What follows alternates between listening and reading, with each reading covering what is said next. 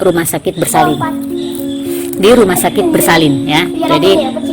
Jadi bukan di bidan-bidan seperti anak saya yang pertama atau kedua.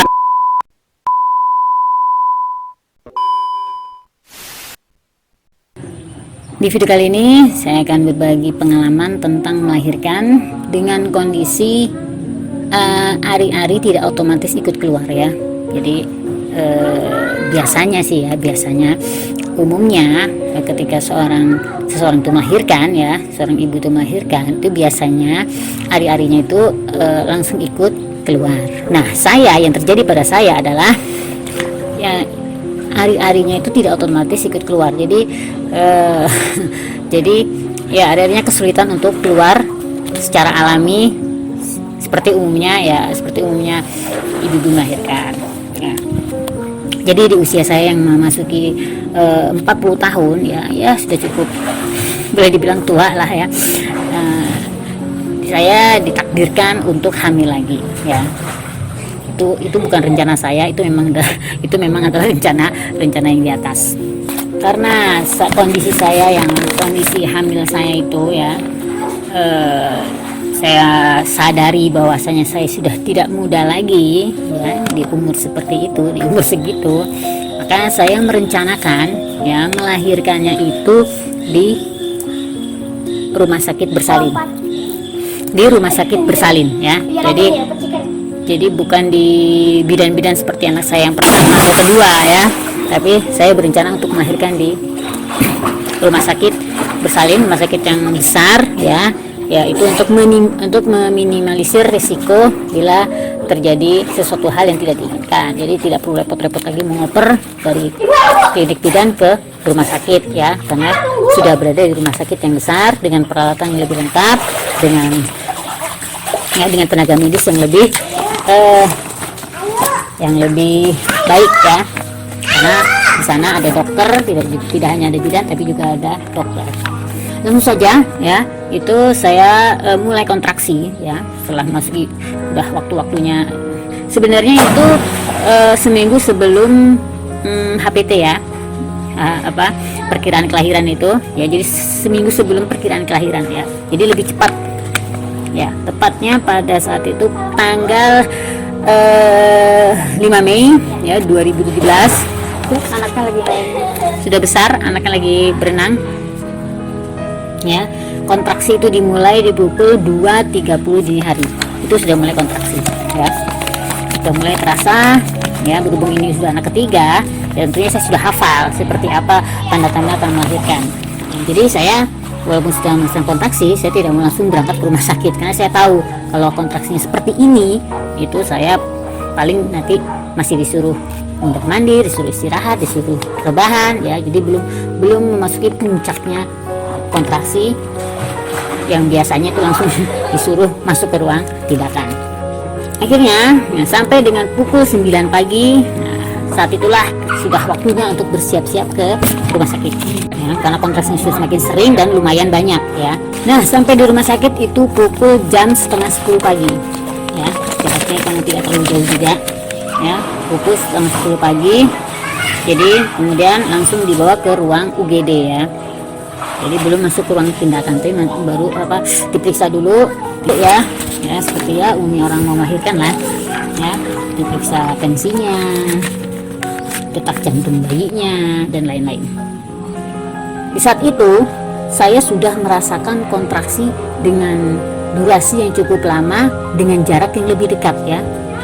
Kalau di rumah 1 jam kontraksi terus berhenti, 1 jam kemudian baru akan kontraksi lagi. Nah, ini lebih cepat lagi ya, mungkin sekitar 10-an menit lah dengan durasi yang lebih lama. Nah, saya belum juga diizinkan untuk masuk ke ruang tindakan ya, ruang tindakan melahirkan.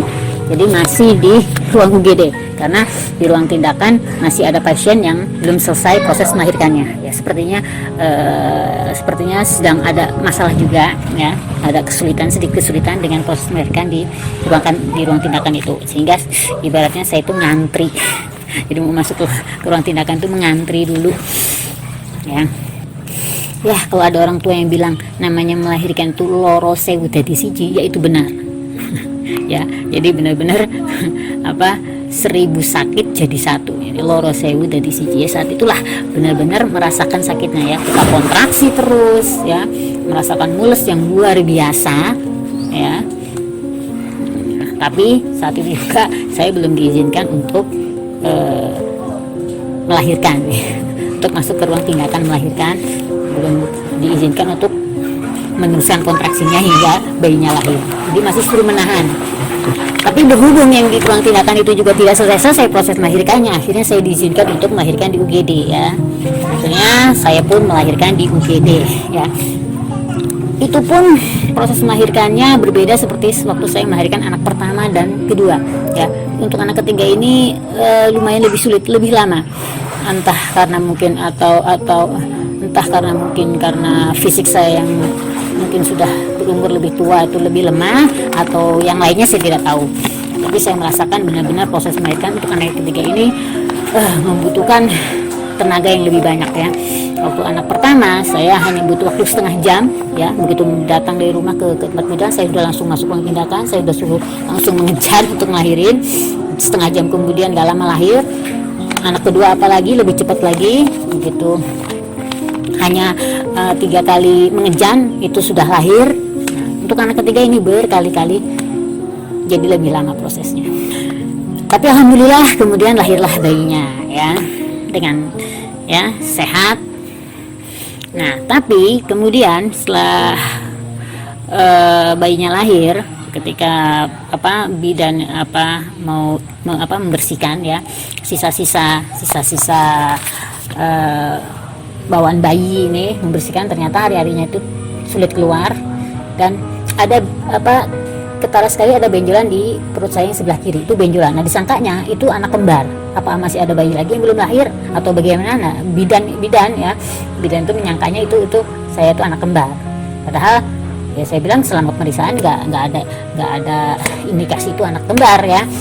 Akhirnya ya sudah, mungkin itu hari-hari yang menempel yang tidak mau keluar.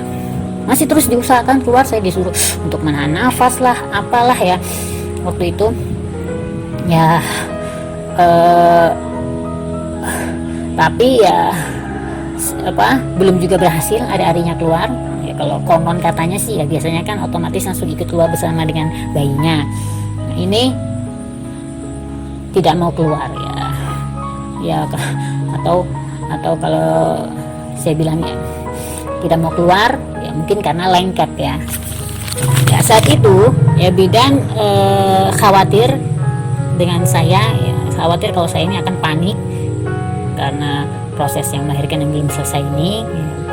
Ibu bidan menyarankan saya untuk tetap tenang ya, jangan panik ya. Walaupun sebenarnya saya juga nggak panik karena saya tahu saya ini berada di tempat yang tepat.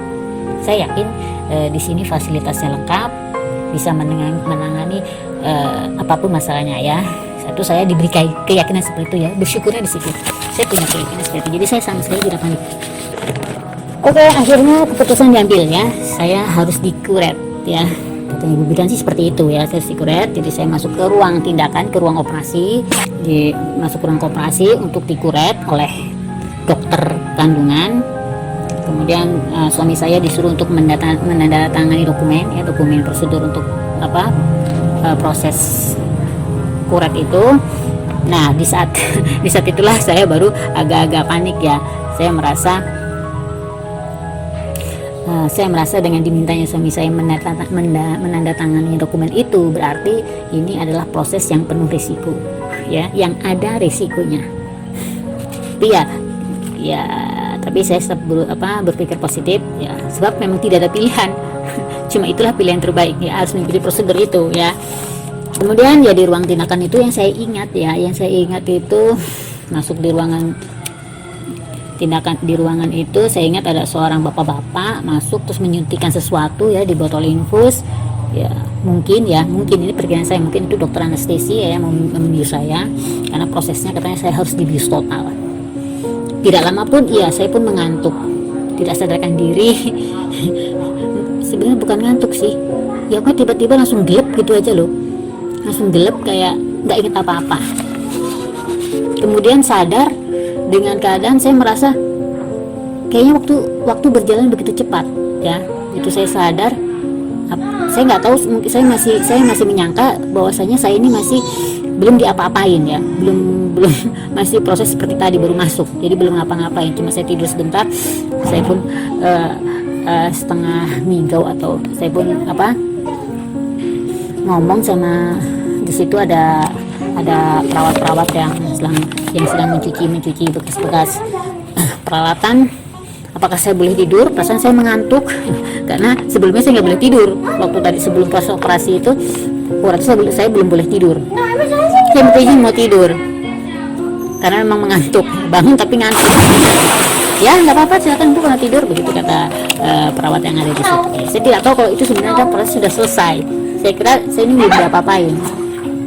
Begitu tuh, kemudian suami saya pun masuk terus mengatakan bahwa sudah selesai.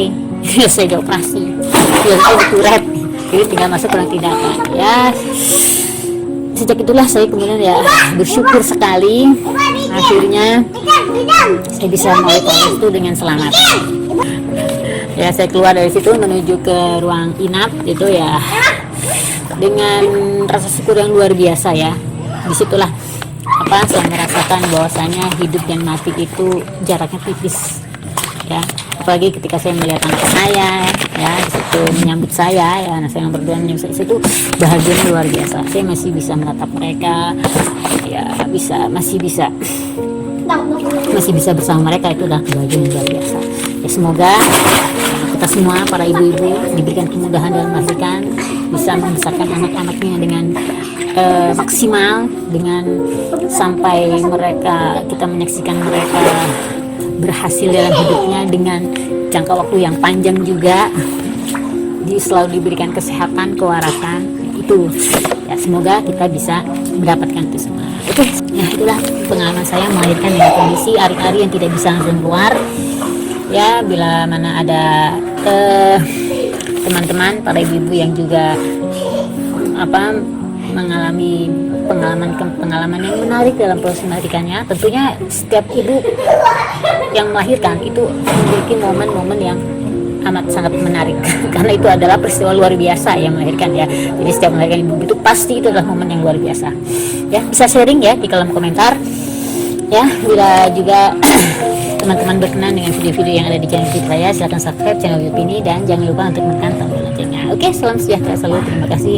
Wassalamualaikum warahmatullahi wabarakatuh.